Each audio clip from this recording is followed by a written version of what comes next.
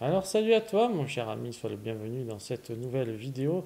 Je vais baisser un petit peu les ISO là, tu vois, comme ça je serai mieux bien exposé. Et donc là en l'état, bien je vais te parler aujourd'hui des déboires que tu peux rencontrer avec la douane. Ça c'est vraiment quelque chose dont je voulais te parler. J'avais déjà fait la vidéo et en fait comme je suis en train de te préparer la formation prise de vue qui va bientôt sortir, donc stay tuned mon cher ami parce que j'y travaille d'arrache-pied et je te garantis que c'est costaud.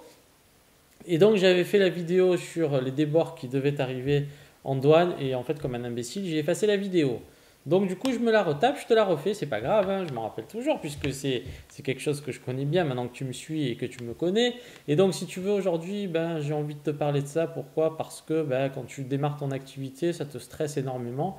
Tu as l'impression que le ciel te tombe sur la tête et donc je vais t'expliquer quels sont les cas pour lesquels ta marchandise risque d'être bloquée.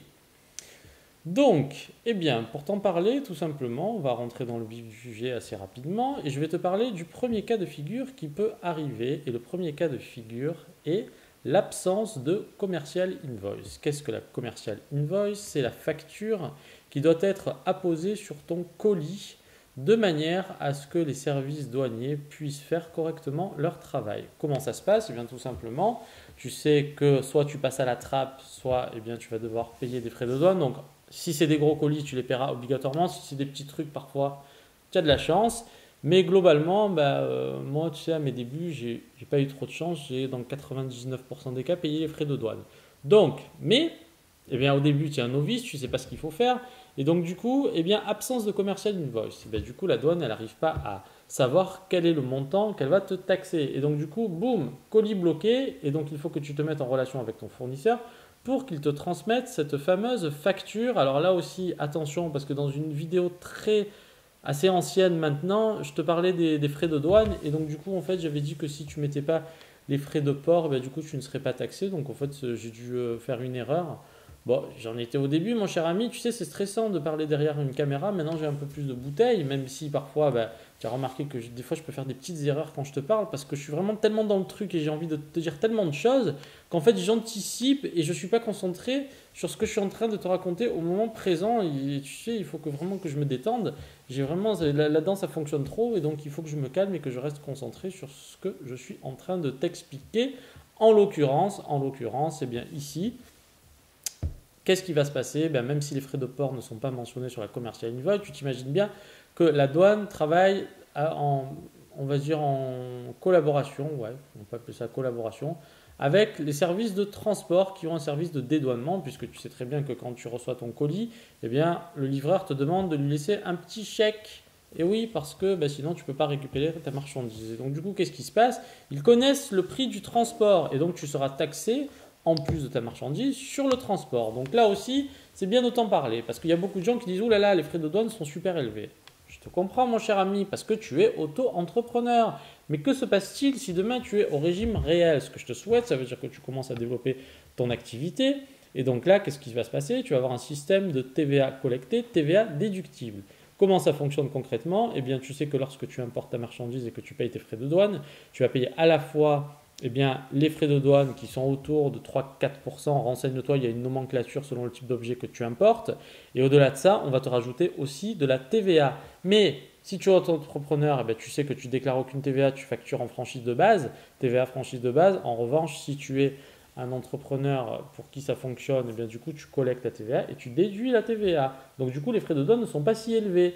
Donc ça, voilà, c'est ce que je voulais te préciser. Et donc du coup, si te manque cette fameuse commercial invoice, donc là aussi, attention, attention, qu'est-ce que fait souvent ton fournisseur chinois?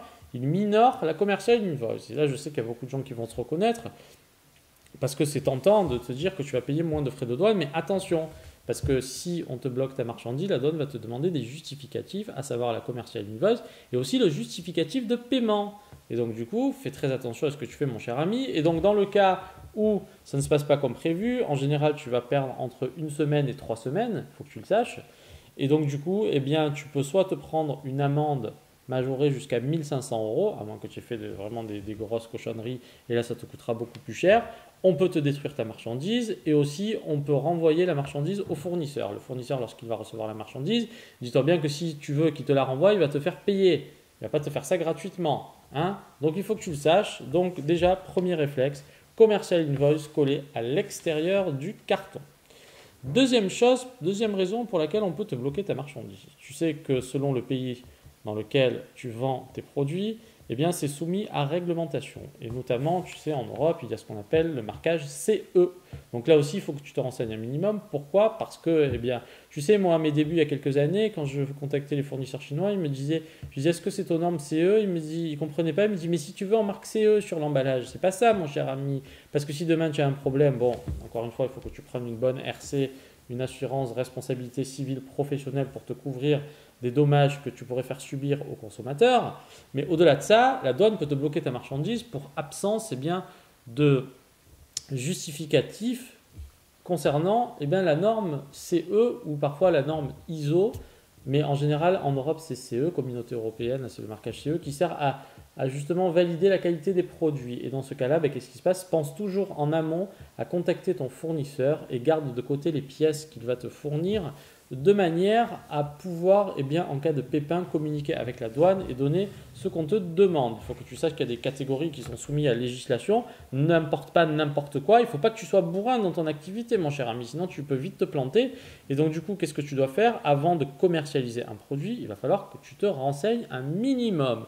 Si tu veux, maintenant, il faut que tu comprennes une chose qui est très importante, c'est que tu as un projet d'entreprise derrière Amazon. C'est une création d'entreprise, c'est pas genre je bidouille. Si tu veux faire ça, fais-le à l'arrache. Mais là, je pense qu'il y a des gens qui l'ont toujours pas compris. Ils croient que genre en fait, c'est rigolo, on s'amuse. Ouais, alors c'est vrai que je peux paraître rigolo, mais derrière, c'est sérieux, mon cher ami. Donc quand tu fais quelque chose, renseigne-toi un minimum et du coup, tu ne seras pas embêté. Donc du coup, pour l'absence, ou pour un marquage, l'absence par exemple de marquage CE sur un produit qui devait en avoir un, là du coup tu peux t'exposer à des contrôles. En revanche, pareil, si ton produit est marqué CE et que tu n'arrives pas à justifier ce marquage, on peut t'embêter. Autre chose, on peut aussi te bloquer ta marchandise pour contrôle laboratoire. Qu'est-ce qui se passe? Parfois il y a des colis qui sont pris de façon aléatoire. On ouvre, on regarde le contenu et ça part en analyse labo. Pourquoi? Imagine demain tu importes des substances illicites. Il va bien falloir contrôler ça. Deuxièmement, imagine le consommateur met un produit qui est hyper corrosif, etc. Il faut analyser, il faut voir ce qu'il y a dedans. Donc là aussi, ne sois pas effrayé. Ça arrive très souvent dans tout ce qui est poudre et liquide, il faut que tu le saches. Pourquoi? Parce qu'on doit s'assurer que tu n'importes pas sur le territoire des matières nocives et dangereuses. Et donc du coup, dans ces cas-là, qu'est-ce qui se passe? En général, tu vas perdre autour de 15 jours, 3 semaines. On va prélever un échantillon, on va l'analyser et selon ce qui se passe, soit tu te fais taper sur les doigts, soit tu n'es pas embêté plus que ça parce que ton produit ne présente pas de problème particulier. Voilà. Donc ensuite, tu peux être bloqué quand tu passes à un niveau supérieur, je te le souhaite, mon cher ami.